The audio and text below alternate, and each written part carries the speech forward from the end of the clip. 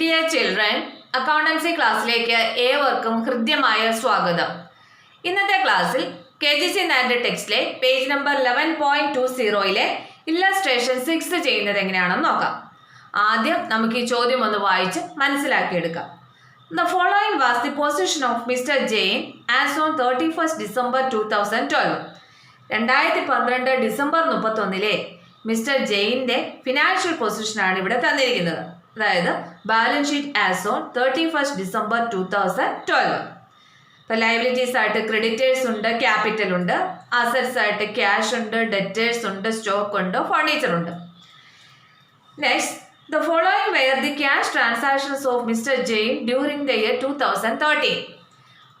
ആ വർഷത്തെ 2013 cash transactions അതാണ് ഇവിടെ തന്നിരിക്കുന്നത്. സമ്മറി ഓഫ് ക്യാഷ് അല്ലെങ്കിൽ ക്യാഷ് ബുക്ക് ആയിട്ട് തന്നിരിക്കുന്നത്. അതിൻ്റെ റെസീപ്റ്റ് സൈഡിൽ എല്ലാ ക്യാഷ് റെസിപ്റ്റുകളും പേയ്മെൻറ്റ് സൈഡിൽ ക്യാഷ് പേയ്മെൻറ്റുകളും രേഖപ്പെടുത്തിയിട്ടുണ്ട്. 2013 റെസിപ്റ്റുകളായിട്ട് ഇത്രയും opening balance, cash balance, opening balance 200 ഉണ്ട്. കൂടാതെ സെയിൽസ് നടത്തി കിട്ടിയിട്ടുണ്ട് ക്യാഷ്, ഡെറ്റേഴ്സിൻ്റെ കയ്യിൽ നിന്ന് കിട്ടിയിട്ടുണ്ട്, കമ്മീഷൻ ഇനത്തിലും കിട്ടിയിട്ടുണ്ട്. പേയ്മെൻറ്റ്സ് ആയിട്ട് നമ്മുടെ ഫേമിൽ നിന്ന് പർച്ചേസിന് വേണ്ടിയിട്ട് മുടക്കിയിട്ടുണ്ട്, ക്രെഡിറ്റേഴ്സിന് ക്യാഷ് കൊടുത്തിട്ടുണ്ട്, സാലറി കൊടുത്തിട്ടുണ്ട്, റെൻ്റ് ആൻഡ് ടാക്സ് കൊടുത്തിട്ടുണ്ട്, ക്യാരിയേജ് കൊടുത്തിട്ടുണ്ട്, അഡ്വർടൈസ്മെൻറ്റിന് വേണ്ടി പണം മുടക്കിയിട്ടുണ്ട്, ബിൽഡിംഗ് 8000 രൂപയുടെ ബിൽഡിംഗ് വാങ്ങിച്ചിട്ടുണ്ട്. എല്ലാം കഴിഞ്ഞ് ക്ലോസിംഗ് ബാലൻസ് എന്ന് പറയുന്നത് 2500 രൂപയുണ്ട്. അതായത് 59,500 രൂപ റെസിപ്റ്റ് കിട്ടി, അത്രയും പേയ്മെൻറ്റ്സ് വന്നിട്ടില്ല, 2500 രൂപ മിച്ചം നീക്കിയിരിപ്പുണ്ട്. അതെന്ന് പറയുന്നത് എന്താണ്? ആ വർഷത്തെ ക്ലോസിംഗ് ക്യാഷ് ബാലൻസ് ആണ്. അതല്ലേ കയ്യിൽ മിച്ചം ഇരിക്കുന്ന ക്യാഷ് ഹാൻഡാണത്.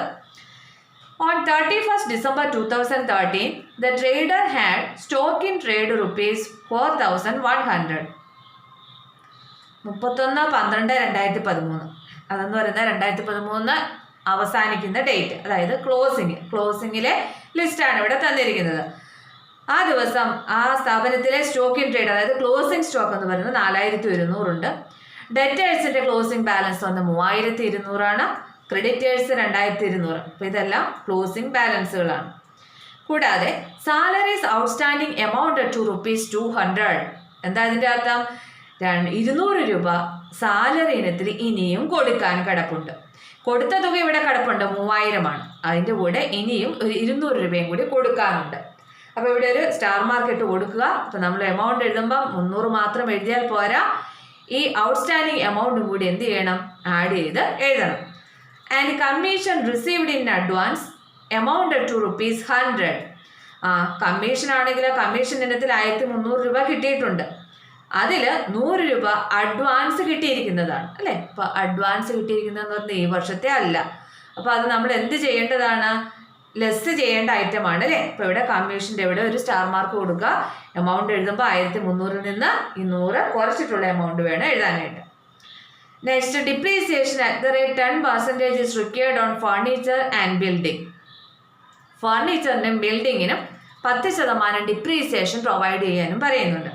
ഇപ്പം ബിൽഡിങ്ങിൻ്റെ വാല്യൂ ഇവിടെ കിടപ്പുണ്ട്. 8000 രൂപയുടെ ബിൽഡിങ്ങാണ് ഈ വർഷം വാങ്ങിച്ചിരിക്കുന്നത്. അപ്പോൾ അവിടെ ഒരു സ്റ്റാർ മാർക്ക് കൊടുക്കുക, 10% ആണ്. പിന്നെ ഫർണിച്ചറിൻ്റെ വില എവിടെ കിടപ്പുണ്ട്? ഇതാ ഇവിടെ കണ്ടോ, ഫർണിച്ചർ 2000 രൂപയുടെ ഫർണിച്ചറുണ്ട്, അതിനും 10% ഡിപ്രീസിയേഷൻ കൊടുക്കണം. അവിടെയും ഒരു സ്റ്റാർ മാർക്ക് കൊടുക്കുക, അല്ലെങ്കിൽ നമ്മൾ ഓർക്കില്ല ഈ ഇത് ഡിപ്രീസിയേഷൻ്റെ എമൗണ്ട് എഴുതാനായിട്ട്. Prepare trading and profit and loss account and balance sheet of mister Jain for the year 2013. 2013 trading and profit and loss അക്കൗണ്ടും ബാലൻസ് ഷീറ്റും തയ്യാറാക്കാനാണ് നമ്മോട് ആവശ്യപ്പെട്ടിരിക്കുന്നത്. അപ്പോൾ നോക്കിക്കേ, ഇതിൻ്റെ ഫിനാൻഷ്യൽ ഇയർ എന്ന് പറയുന്നത് എന്നാണ്? January 1st to December 31st ആണ് അല്ലേ. 1/1/2013 to 31/12/2013 ആണ്. അപ്പോൾ ഇവിടെ 31/12/2012 ബാലൻസ് ഷീറ്റ് എന്ന് പറയുമ്പോൾ അത് തന്നെയാണല്ലോ നെക്സ്റ്റ് ഡേറ്റ് എന്ന് പറയുന്നത് 1/1/2013 ആണ് അല്ലേ. അപ്പോൾ അടുത്ത വർഷം ആദ്യത്തെ അസറ്റ്സും ലയബിലിറ്റീസുമാണ് ഈ തന്നിരിക്കുന്നത്. അപ്പോൾ ഇവിടെ ക്യാപിറ്റൽ എന്ന് പറയുന്നത് എന്താണ്? നമ്മുടെ 2013 ഓപ്പണിംഗ് ക്യാപിറ്റലാണ് അല്ലേ. ഇപ്പോൾ 7000. നമ്മൾ ബാലൻസ് ഷീറ്റിൽ ക്യാപിറ്റൽ എഴുതുമ്പോൾ 7000 വേണം എഴുതാനായിട്ട്. ഇവിടെ ഓപ്പണിംഗ് ക്യാപിറ്റൽ ഉണ്ട്. പിന്നെ ക്യാഷ് ബുക്ക് തന്നിട്ടുണ്ട്. അതുകൊണ്ട് ക്യാഷ് ബുക്കിൽ നമുക്ക് ക്യാഷ് ബുക്കിൻ്റെ ക്ലോസിംഗ് ബാലൻസ് നോക്കി കഴിഞ്ഞാൽ ക്ലോസിംഗ് ക്യാഷ് ഇൻ ഹാൻഡ് എത്രയാണെന്ന് അതുകൊണ്ട്. പിന്നെ ഇനി എന്താണ് ഇവിടെ മിസ്സിംഗ് ആയിട്ടുള്ള ഐറ്റം? ഇവിടെ ക്രെഡിറ്റ് സെയിലും ക്രെഡിറ്റ് പർച്ചേസും കാണും, അതിൻ്റെ എമൗണ്ട് തന്നിട്ടില്ല. അത് രണ്ടുമാണ് നമ്മുടെ മിസ്സിംഗ് ഇൻഫോർമേഷൻ എന്ന് പറയുന്നത്. അപ്പം അത് രണ്ടും നമുക്ക് കണ്ടുപിടിക്കണം. അതിൽ ക്രെഡിറ്റ് സെയിൽ കണ്ടുപിടിക്കാൻ എന്ത് തയ്യാറാക്കിയാൽ മതി? ടോട്ടൽ ഡെറ്റേഴ്സ് അക്കൗണ്ട് തയ്യാറാക്കുക. ക്രെഡിറ്റ് പർച്ചേസ് കണ്ടുപിടിക്കാനോ ടോട്ടൽ ക്രെഡിറ്റേഴ്സ് അക്കൗണ്ടും തയ്യാറാക്കാം. അപ്പം ആദ്യം നമുക്ക് ടോട്ടൽ ഡെറ്റേഴ്സ് അക്കൗണ്ട് തയ്യാറാക്കാം. അപ്പം ഇങ്ങനെയാണ് തയ്യാറാക്കുന്നതെന്നൊക്കെ ഇപ്പോൾ എല്ലാവരും പഠിച്ചിട്ടുണ്ട്. Total debtors account, debit side, credit side. നോക്കിക്കേ, ഇവിടെ ഡെറ്റേഴ്സിന്റെ ഓപ്പണിംഗ് ബാലൻസ് ഇതല്ലേ 1/1/2013 അല്ലെങ്കിൽ December 31, 2012 ആ ബാലൻസ് ആണല്ലോ പിറ്റത്തെ ദിവസത്തെ ഓപ്പണിംഗ് ബാലൻസ് ആയിട്ട് വരുന്നത്. അപ്പൊ അതെന്ന് പറയുന്നത് ഡെറ്റേഴ്സിന്റെ ബാലൻസ് എത്രയാണ്? ഓപ്പണിംഗ് ബാലൻസ് 3000 അല്ലേ? പിന്നെ നമുക്കറിയാം ഡെറ്റേഴ്സ് ആണ്, അസറ്റ് ആണ്. അസറ്റിന്റെ എല്ലാം ഓപ്പണിംഗ് ബാലൻസ് ഡെബിറ്റ് ആയിരിക്കും. ഓപ്പണിംഗ് ബാലൻസ് ഡെബിറ്റ് ആണെങ്കിൽ ക്ലോസിംഗ് ബാലൻസ് ക്രെഡിറ്റ് ആയിരിക്കും. ഇപ്പോൾ ഇവിടെ ഓപ്പണിംഗ് ബാലൻസ് ഇവിടെ കിടക്കുന്നു. ഈ ഡെറ്റേഴ്സിന്റെ ബാലൻസ് ആണ് ഓപ്പണിംഗ് ബാലൻസ്. പിന്നെ ക്ലോസിംഗ് ബാലൻസ് എവിടെ കിടപ്പുണ്ട്? ക്ലോസിംഗ് ലിസ്റ്റ് നോക്കിക്കേ, ഡെറ്റേഴ്സിന്റെ എമൗണ്ട് എത്രയാണ്? 3200. അത് എങ്ങോട്ടേക്ക് എഴുതുന്നു? ക്ലോസിംഗ് ബാലൻസ് ആയിട്ട് ബാലൻസ് സൈഡിൽ നിന്നും പറഞ്ഞിട്ട് ക്രെഡിറ്റ് സൈഡിലും എഴുതുന്നു. പിന്നെ ഡെറ്റർ എന്ന് പറയുന്ന അസറ്റ് ഇൻക്രീസ് ചെയ്യുന്ന ഐറ്റംസ് ഉണ്ടെങ്കിൽ ഡെബിറ്റ് ചെയ്യുക, ഡിക്രീസ് ചെയ്യുന്ന ഐറ്റംസ് ഉണ്ടെങ്കിൽ ക്രെഡിറ്റ് ചെയ്യുക.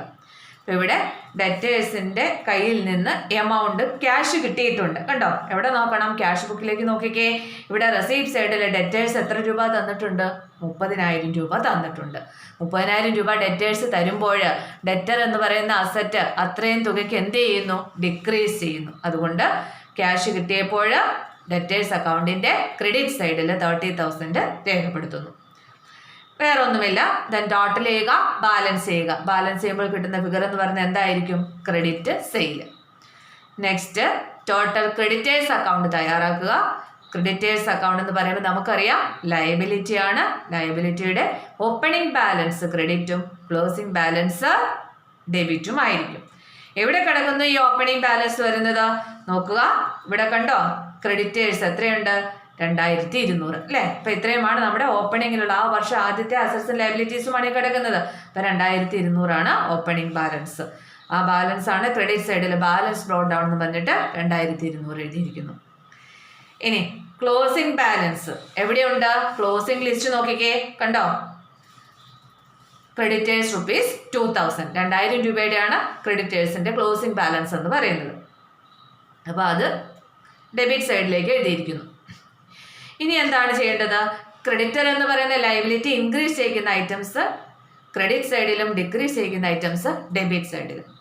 ഇവിടെ ക്രെഡിറ്ററിന്റെ കൊടുക്കാനുള്ള ബാധ്യത കുറയുന്ന ഒരു കേസ് മാത്രമേ ഉള്ളൂ. അതായത് ക്രെഡിറ്റർക്ക് കൊടുക്കാനുള്ള ക്യാഷ് കണ്ടോ? പേയ്മെന്റ് സൈഡിൽ ക്രെഡിറ്റർ എന്ന് പറഞ്ഞ് എത്ര രൂപ കൊടുത്തിട്ടുണ്ട്? 21,000 രൂപ ക്രെഡിറ്റർക്ക് കൊടുത്തിട്ടുണ്ട്. അത്രയും തുക ക്രെഡിറ്റർക്ക് കൊടുത്തു എന്ന് പറയുമ്പോൾ അത്രയും തുകയ്ക്ക് ക്രെഡിറ്റർ എന്ന് പറയുന്ന ലയബിലിറ്റി എന്ത് ചെയ്യുന്നു? ഡിക്രീസ് ചെയ്യുന്നു. അതായത് ടോട്ടൽ ക്രെഡിറ്റേഴ്സ് അക്കൗണ്ടിന്റെ ഡെബിറ്റ് സൈഡിൽ ക്യാഷ് എന്ന് പറഞ്ഞ് 21,000 കാണിച്ചിരിക്കുന്നു. ഇത്രയുമേ ഈ ക്വസ്റ്റിനകത്തുള്ളൂ. ദെൻ ടോട്ടൽ ചെയ്യുക, ബാലൻസ് ചെയ്യുക. ബാലൻസ് ചെയ്യുമ്പോൾ കിട്ടുന്ന ഫിഗർ എന്ന് പറയുന്നത് ക്രെഡിറ്റ് പർച്ചേസിന്റെ എമൗണ്ട് ആണ്. ഇപ്പം നമ്മൾ ക്രെഡിറ്റ് സെയിൽസിന്റെ എമൗണ്ട് കണ്ടുപിടിച്ചു, ക്രെഡിറ്റ് പർച്ചേസിന്റെ എമൗണ്ട് കണ്ടുപിടിച്ചു. പിന്നെ ഓപ്പണിംഗ് ക്യാപിറ്റൽ ഇവിടെ കിടപ്പുണ്ട്. ക്ലോസിംഗ് ക്യാഷ് ബാലൻസ് ക്യാഷ് ബുക്കിന്റെ ക്ലോസിംഗ് ബാലൻസ് ആയിട്ട് കിടപ്പുണ്ട്. അപ്പോൾ എല്ലാ ഐറ്റംസുമായി ഇനി എന്ത് ചെയ്യാം? Trading and profit and loss അക്കൗണ്ടും ബാലൻസ് ഷീറ്റും തയ്യാറാക്കാം. Trading and profit and loss account നമുക്കറിയാം. ആദ്യം ഓപ്പണിംഗ് സ്റ്റോക്ക് ആണ്. ഓപ്പണിംഗ് സ്റ്റോക്ക് എവിടെ കിടക്കുന്നു? കണ്ടോ? ഓപ്പണിംഗിലെ അസറ്റ്സിനകത്ത് കിടപ്പുണ്ട്. സ്റ്റോക്ക് എത്രയുണ്ട്? 4000. ആ 4000 എഴുതിയിരിക്കുന്നു. ദെൻ പർച്ചേസസ് എഴുതുമ്പോൾ ഏതൊക്കെ എഴുതണം? ക്യാഷ് പർച്ചേസും വേണം, ക്രെഡിറ്റ് പർച്ചേസും വേണം. ക്യാഷ് പർച്ചേസ് എവിടെ നിന്ന് കിട്ടും? നോക്കിക്കോ, ക്യാഷ് ബുക്കിൻ്റെ അകത്ത് കിടപ്പുണ്ട്. കണ്ടോ? എത്ര രൂപയുടെ പർച്ചേസ് ആണ്? 23,000. ദെൻ ക്രെഡിറ്റ് പർച്ചേസിന്റെ എമൗണ്ട് നമ്മൾ കണ്ടുപിടിച്ചു. എത്രയാണ്? 20,800. രണ്ടിൻ്റെയും കൂടി ടോട്ടൽ എമൗണ്ട് കോളത്തിലേക്ക് എഴുതുന്നു. പിന്നെ മറ്റ് ഡയറക്റ്റ് എക്സ്പെൻസുകൾ ഉണ്ടെങ്കിൽ അത് എഴുതണം. ഇവിടെ എന്തുണ്ട്? ഇവിടെ ക്യാരിയേജ് കിടപ്പുണ്ട് അല്ലേ? അപ്പോൾ ക്യാരിയേജ് എന്ന് പറഞ്ഞാൽ നമ്മൾ എവിടെ എഴുതാറ്? ട്രേഡിംഗ് അക്കൗണ്ടിലല്ലേ എഴുതുന്നത്. അപ്പോൾ അതുകൊണ്ട് ക്യാരിയേജ് എന്ന് പറഞ്ഞ് ആ എമൗണ്ട് ട്രേഡിംഗ് അക്കൗണ്ടിന്റെ ഡെബിറ്റ് സൈഡിൽ എഴുതണം. പിന്നെ ക്രെഡിറ്റ് സൈഡിൽ നമുക്കറിയാം സെയിൽസ് എന്ന് പറയുമ്പോൾ ക്യാഷ് സെയിലും വരണം, ക്രെഡിറ്റ് സെയിലും വരണം. ക്യാഷ് സെയിൽ എവിടെ കിടക്കുന്നു? ക്യാഷ് ബുക്ക് നോക്കിക്കേ, എത്ര രൂപ സെയിൽസ് ഇനത്തിൽ കിട്ടി? 28,000 രൂപ കിട്ടി. അപ്പോൾ 28,000 ക്യാഷ് സെയിൽ. പിന്നെ ക്രെഡിറ്റ് സെയിലിന്റെ എമൗണ്ട് നമ്മളിവിടെ കണ്ടുപിടിച്ചിട്ടുണ്ട്. എത്രയാണ്? 30,200. രണ്ടിൻ്റെയും കൂടി ടോട്ടൽ വേണം എമൗണ്ട് കോളത്തിലേക്ക് എഴുതാനായിട്ട്. ദെൻ ക്ലോസിംഗ് സ്റ്റോക്ക് എഴുതണം. ക്ലോസിംഗ് സ്റ്റോക്കിൻ്റെ എമൗണ്ട് നോക്കിക്കുക, എവിടെയാണ് കിടക്കുന്നത്? ക്ലോസിംഗ് ലിസ്റ്റ് നോക്കുക, എത്രയാണ്? 4100. അപ്പോൾ ക്ലോസിംഗ് സ്റ്റോക്കിൻ്റെ എമൗണ്ട് എഴുതുന്നു. ദെൻ ടോട്ടൽ ചെയ്യുന്നു, ബാലൻസ് ചെയ്യുന്നു. കിട്ടുന്ന ഫിഗർ എന്ന് പറയുന്നത് ഇവിടെ ഗ്രോസ് പ്രോഫിറ്റ് ആണ്, 14,200 രൂപ. ഗ്രോസ് പ്രോഫിറ്റിനെ എന്ത് ചെയ്യുന്നു? പ്രോഫിറ്റ് ആൻഡ് ലോസ് അക്കൗണ്ടിലേക്ക് ബ്രോഡ് ഡൗൺ ചെയ്യുന്നു. ഗ്രോസ് പ്രോഫിറ്റ് ബ്രോഡ് ഡൗൺ എന്ന് പറഞ്ഞ് 14,200. പിന്നെ ബാക്കിയെല്ലാ ഇൻഡയറക്റ്റ് എക്സ്പെൻസുകളും ലോസസും പ്രോഫിറ്റ് ആൻഡ് ലോസ് അക്കൗണ്ടിൻ്റെ ഡെബിറ്റ് സൈഡിലും റവന്യൂസും ഗെയിൻസും പ്രോഫിറ്റ് ആൻഡ് ലോസ് അക്കൗണ്ടിൻ്റെ ക്രെഡിറ്റ് സൈഡിലുമാണ് എഴുതേണ്ടത്. ഇപ്പോൾ ഇവിടെ റവന്യൂ അല്ലെങ്കിൽ ഇവിടെ ഗെയിൻ എന്ന് പറയുന്നത് ഇവിടെ കമ്മീഷൻ മാത്രമാണ് കണ്ടോ. റിസീപ്റ്റ് ആയിട്ട് എന്ത് കിട്ടിയിരിക്കുന്നതേ ഉള്ളൂ? കമ്മീഷൻ 1300 രൂപ കിട്ടിയിട്ടുണ്ട്. 1300 രൂപ കിട്ടി എന്ന് പറയുന്നുണ്ട്. പക്ഷേ അതിൽ കമ്മീഷൻ റിസീവ്ഡ് ഇൻ അഡ്വാൻസ് ആണ് 100.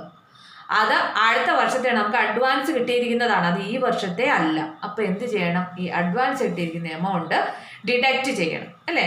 1300 100 കുറച്ചിട്ട് 1200 എന്ത് എഴുതാവുള്ളൂ? എമൗണ്ട് ആയിട്ട് എമൗണ്ട് കോളത്തിലേക്ക് എഴുതാവുള്ളൂ.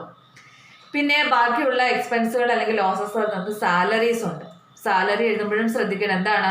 സാലറിക്ക് 200 ഔട്ട്സ്റ്റാൻഡിങ് ആണ്. അതായത് 200 രൂപയും കൂടെ സാലറിയിൽ കൊടുക്കാനുണ്ട്. ആ കൊടുക്കാനുള്ള എമൗണ്ട് എന്ത് ചെയ്യണം?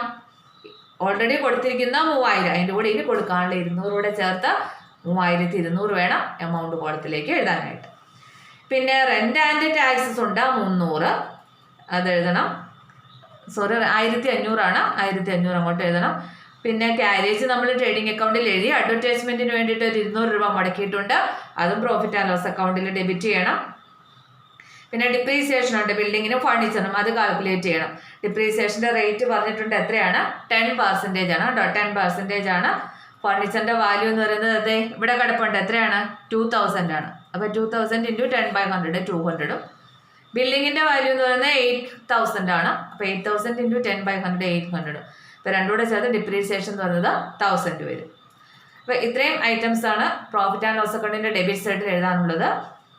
ദെൻ ടോട്ടൽ ചെയ്യുക, ബാലൻസ് ചെയ്യുക. ബാലൻസ് ചെയ്യുമ്പോൾ ഇവിടെ കിട്ടുന്നത് നെറ്റ് പ്രോഫിറ്റ് ആണ്. നെറ്റ് പ്രോഫിറ്റ് എന്ന് എന്ത് ചെയ്യാനുള്ളതാണ്? ക്യാപിറ്റൽ അക്കൗണ്ടിലേക്ക് ട്രാൻസ്ഫർ ചെയ്യാനുള്ളതാണ്. ഇനി ബാലൻസ് ഷീറ്റ് തയ്യാറാക്കുക. ബാലൻസ് ഷീറ്റിലെ അസറ്റ്സ് എന്ന് പറയുമ്പോൾ ഒന്ന് ക്ലോസിങ്ങിലുള്ള ക്യാഷ് ബാലൻസ് അല്ലേ, എത്ര രൂപയുണ്ട്? എവിടെ നിന്ന് കിട്ടും? ക്യാഷ് ബുക്ക് നോക്കിക്കേ. ക്യാഷ് ബുക്കിന്റെ ക്ലോസിംഗ് ബാലൻസ് ഇത്രയും മിച്ചം നീക്കിയിരിക്കുന്ന ക്യാഷ് ആണ്, അതെന്ന് പറയുന്ന അസറ്റ് ആണ്. ക്യാഷ് ഇൻ ഹാൻഡ് എന്ന് പറഞ്ഞാൽ എത്ര എഴുതണം? 2500. പിന്നെ ഡെറ്റേഴ്സ് ഏത് വേണം? ക്ലോസിംഗിലെ ഡെറ്റേഴ്സ്. ക്ലോസിംഗിൽ എത്രയുണ്ട്? ഡെറ്റേഴ്സ് 3200. അതുപോലെ സ്റ്റോക്ക് ഉണ്ട് 4100 ഉണ്ടോ? 4100 സ്റ്റോക്ക്. പിന്നെ ഫർണിച്ചറും ബിൽഡിങ്ങും ഉണ്ട്, അതിൻ്റെ രണ്ടിൻ്റെ ഡിപ്രീസിയേഷൻ കുറച്ചിട്ടുള്ള എമൗണ്ട് വേണം എമൗണ്ട് കോളത്തിലേക്ക് എഴുതാൻ. പിന്നെ ലയബിലിറ്റി സൈഡിലോ? ലയബിലിറ്റി സൈഡിൽ ക്രെഡിറ്റേഴ്സ് ഉണ്ട്. ക്രെഡിറ്റേഴ്സിൻ്റെ ക്ലോസിംഗ് ബാലൻസ്. ക്രെഡിറ്റേഴ്സിൻ്റെ ക്ലോസിംഗ് ബാലൻസ് എത്രയാണെന്ന് നോക്കിയേ? 2000 ആണ്. അപ്പോൾ ആ 2000 എഴുതിയിരിക്കുന്നു. പിന്നെ മറ്റൊരു ലയബിലിറ്റി എന്ന് പറയുന്നത് എന്താണ്? സാലറി ഔട്ട്സ്റ്റാൻഡിംഗ് ഉണ്ട്, അത് വിട്ടുപോകരുത്. ഔട്ട്സ്റ്റാൻഡിംഗ് സാലറി ഇവിടെ കൊടുക്കാൻ കിടക്കുന്നത് 200 എന്ന് പറയുന്നത് ലയബിലിറ്റിയാണ്. അതും എന്ത് ചെയ്യണം? ലയബിലിറ്റി സൈഡിലോട്ട് രേഖപ്പെടുത്തണം. പിന്നെ കമ്മീഷൻ റിസീവ്ഡ് ഇൻ അഡ്വാൻസ്, ഒരു ഇൻകം മുന്നമേ വാങ്ങിച്ചു വെച്ചിരിക്കുന്നതാണ്, അതും എന്താണ്? ലയബിലിറ്റിയാണ് അല്ലേ. അപ്പോൾ അതും എഴുതാൻ മറക്കരുത്. പിന്നെ ക്യാപിറ്റൽ നമുക്കിവിടെ തന്നിട്ടുണ്ട്, എത്രയാണ്? 7000 അല്ലേ. ഓപ്പണിങ്ങിൽ 7000 ആണ് ക്യാപിറ്റൽ. ആ ക്യാപിറ്റലിൻ്റെ കൂടെ നമുക്കിവിടെ നെറ്റ് പ്രോഫിറ്റ് എത്ര കിട്ടിയ? 9500. അത് ആഡ് ചെയ്യുന്നു. അതിനുശേഷമുള്ള ഫിഗർ വേണം എമൗണ്ട് കോളത്തിലേക്ക് എഴുതാനായിട്ട്. രണ്ട് സൈഡും ടോട്ടൽ ചെയ്യുക, ടാലി ആയിരിക്കും. അപ്പം ഇങ്ങനെയാണ് ഈ ഒരു ക്വസ്റ്റ്യൻ ചെയ്യുന്നത്. എല്ലാവർക്കും മനസ്സിലായി കാണുമെന്ന് കരുതുന്നു. ഇന്നത്തെ ക്ലാസ്സിൽ ഇത്രയും മതി. Okay, thank you.